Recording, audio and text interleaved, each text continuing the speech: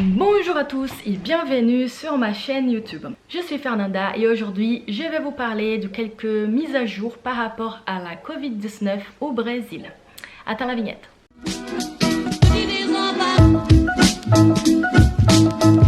Très bien, on va commencer les sujets d'aujourd'hui. Alors si vous n'avez pas vu les vidéos antérieures, je vais vous laisser noter ici les vidéos de ma playlist de vidéos en français, sachant que au milieu de la playlist vous pouvez trouver des vidéos qui parlent que de ça, c'est les vidéos où c'est noté mise à jour Covid-19 au Brésil. Et j'ai décidé de parler de nouveau de ces sujets parce que là on se rapproche de la fin d'année, on a les nouveaux variants Omicron et on a aussi la question de troisième dose, passe sanitaire, etc. Donc je me suis dit, bah pourquoi pas, oui je ferai une mise à jour avant la fin de l'année. Et on y est. Par rapport au vaccin, au Brésil, on a réussi à atteindre 65% de la population avec 2 doses ou une dose unique. Bon bref, une protection complète pour le moment contre la Covid-19. On a aussi 75% de la population avec une dose, donc une vaccination incomplète. Et on est à 9,20 quelques, donc 9,3% de la population déjà avec la 3e dose. Donc vous pouvez voir, ça avance doucement. On a moins de groupes anti-vaccins qu'en France, donc on arrive quand même à avoir plus de répercussions par rapport au mouvement vaccinal. Mais le grand problème au Brésil, que vous avez déjà vu dans les vidéos antérieures, c'est notre président en fait, que c'est lui le grand anti-vaccin, et c'est pour ça on a un peu du mal à avancer plus vite à cause de lui. Et par rapport au pass sanitaire, on a cette grande limitation, c'est lui. Donc comme il est contre les vaccins, ça serait un peu bizarre, ce serait pour les passes sanitaires. Donc bien sûr, je pense que ça ne va jamais passer comme acte fédéral, présidentiel niveau de tous les pays. Ce qu'on a depuis le début de la pandémie, c'est en fait les gouvernements par département et par mairie qui prennent certaines décisions par rapport à ces types de choses là. Les endroits qui vont rouvrir, comment ils feront le contrôle, s'il y a du pass sanitaire ou pas, s'il y a de vaccins ou pas, etc. Donc les dernières informations que j'ai eues, c'est que donc par département ou mairie, ils ont eu des essais pour contrôler les niveaux, les statuts des gens à l'entrée de certains établissements. Mais ce n'est pas quelque chose mis en place partout, ni de façon coordonnée, organisée. C'est un peu quelques endroits que les gens savent qu'il faut montrer les statuts vaccinaux à l'entrée. C'est vrai que la population brésilienne a pris toutes ces nouvelles dans les derniers mois comme une chose un peu wouhou, maintenant on est libre, maintenant c'est fini. Et ils ont commencé donc à réouvrir des endroits à partir de août-septembre. Et vivre un peu dans la normalité d'avant. Et là, face au nouveau variant Omicron, les gens ont un peu donc vous comprenez, ils étaient un peu dans les libérer, délivrer. Mais non, donc on ne va pas libérer, délivrer. Et maintenant, il faut tout recontrôler, refermer de nouveau, pas refermer totalement, mais bon, ils doivent de nouveau demander aux gens d'utiliser le masque dans certains endroits, de vraiment arrêter de faire les agglomérations, parce que effectivement s'il y a un endroit où on a de fêtes et de l'agglomération, c'est au Brésil. Et vous pouvez imaginer qu'à ces moments-là, les plus critiques, là, le buzz du moment, ce n'est même pas la question de qu'est-ce qu'on fera avec l'Omicron là pour Noël Nouvel An. Non, c'est les carnavals, bien sûr, c'est ça la terreur en fait pour les Brésiliens. C'est mon Dieu, qu'est-ce qu'on fera sans carnaval? Est-ce qu'il sera annulé? Est-ce qu'il ne sera pas annulé? Qu'est-ce que va se passer? Donc la grande discussion en ces moments, c'est par rapport au carnaval. pour Noël, Nouvel An, ils sont déjà en train de dire, bah écoutez, on va arrêter, on va annuler les fêtes, on va annuler les agglomérations qu'on allait faire hein, pour compter, hein, comment ça s'appelle, j'ai oublié les noms, ils font un peu comme aux États-Unis, hein, quand la balle elle descend, là, ils ont fait 19, 8, voilà, donc tout ça c'est annulé, on ne fera pas hein, à l'Avenida Paulista, la grande avenue hein, de São Paulo, donc non, les grands concerts que normalement on a à la plage de Copacabana à Rio, annulé aussi. Par contre, quand on touche au carnaval de Brésilien, là, c'est la galère. Donc on verra bien qu'est-ce qui va se passer. Je vous dirai, voilà, une fois qu'on a un peu plus d'informations et de recul par rapport à ça. Et une dernière chose par rapport au voyage, parce que bien sûr comme on a les présidents qui n'est pas très amis hein, du vaccin et qui ne croient pas trop hein, à la Covid, ils pensent que voilà, c'est de théorie de la conspiration, que ça n'existe pas vraiment, etc. etc. Et donc, hein, et comme j'ai déjà dit, c'est un peu difficile de faire quelques mesures au niveau national. Et donc pendant tous ces temps, hein, depuis les débuts hein, de la pandémie, là en mars 2020, on n'a pas vraiment eu de contrôle très strict ou de règles d'une façon voilà, un peu générale par rapport au voyage. Donc les gens qui viennent au Brésil, d'accord, qui arrivent dans le territoire brésilien.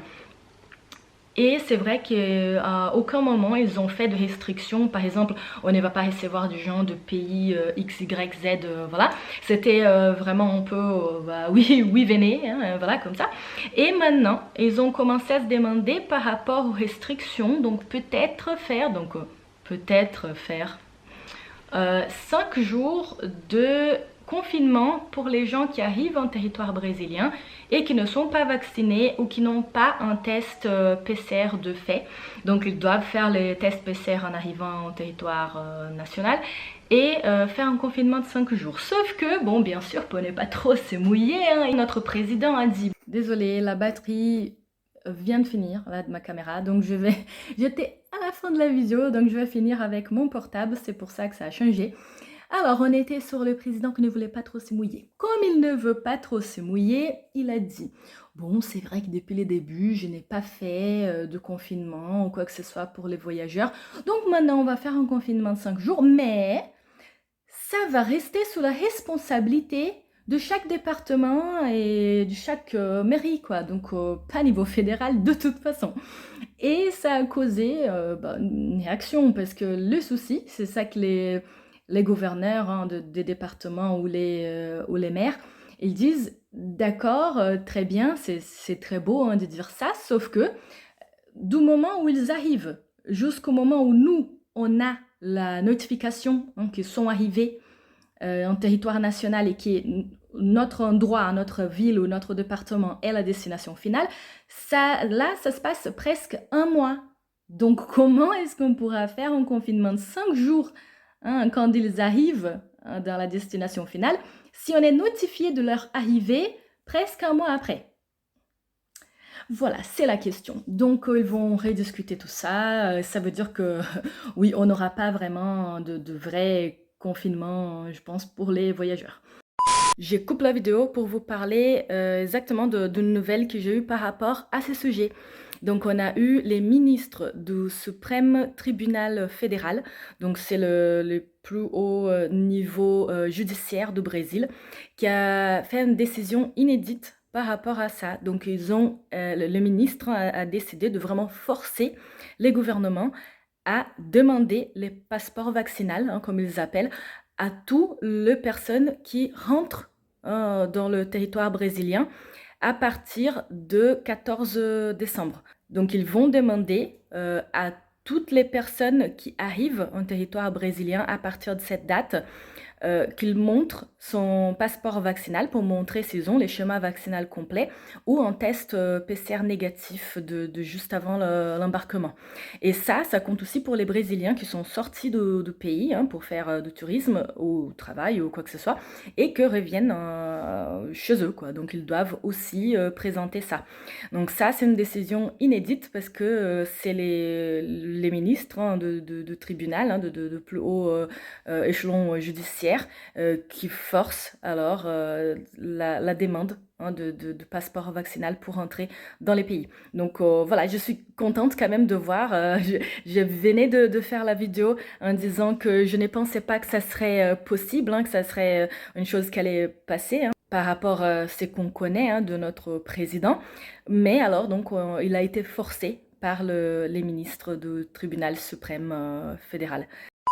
En tout cas, il demande à chaque compagnie aérienne de faire avant donc l'embarquement dans leur pays d'origine, les contrôles de le statut vaccinal et aussi de tests PCR ou antigéniques Covid négatifs, donc avant d'entrer dans les vols. À voir tout ça. Mais bon, le plus important, c'était pour vous parler déjà un peu de la question vaccinale, de comment ça se passe au niveau des vaccins au Brésil, où on est, et par rapport voilà, aux fêtes de fin d'année, les variants Omicron, etc., etc. Par rapport à l'attente de personnes, est-ce qu'on a beaucoup de variants Omicron au Brésil déjà détectés? Non, et ça c'est très intéressant. Donc on n'a pas vraiment beaucoup de variants Omicron au Brésil. Et je peux vous dire, ce n'est pas parce qu'on n'a pas de gens qui arrivent tous les temps en territoire national avec les variants. Bien sûr qu'ils arrivent. Comme vous pouvez voir, on n'a pas vraiment de restrictions par rapport à l'entrée de touristes et ni de confinement obligatoire au moment où ils arrivent au Brésil. En ce moment, j'ai eu l'information par Medscape qu'on a beaucoup de cas de grippe A au Brésil et qu'on a déjà de cas de syndrome respiratoire aigu grave de l'adulte, plutôt liés à la grippe A. Donc on commence à avoir de nouveau les virus déjà connus, au moins dans les territoires brésiliens, dans la population brésilienne. Ça commence à augmenter exactement par ce que je vous ai dit il y a quelques minutes, parce que la population brésilienne a pris un peu les choses dans le sens, voilà, c'est bon, tout est bien, on est tous vaccinés avec 2 doses, donc c'est la fête, on va arrêter d'utiliser les masques, on va circuler librement, on va reprendre le travail comme d'habitude et on va vivre comme avant. Et ce n'est pas exactement ça. Donc effectivement, je pense que les gens vont un peu tomber vite dans la réalité quand ils verront que voilà, si on n'a pas la Covid, on a quand même d'autres virus qui peuvent faire mal aussi. Et que non, ce n'est pas, on ne peut pas tout simplement reprendre la vie comme avant. Ça ne sera pas comme avant de toute façon et qu'il faut s'adapter à une nouvelle réalité.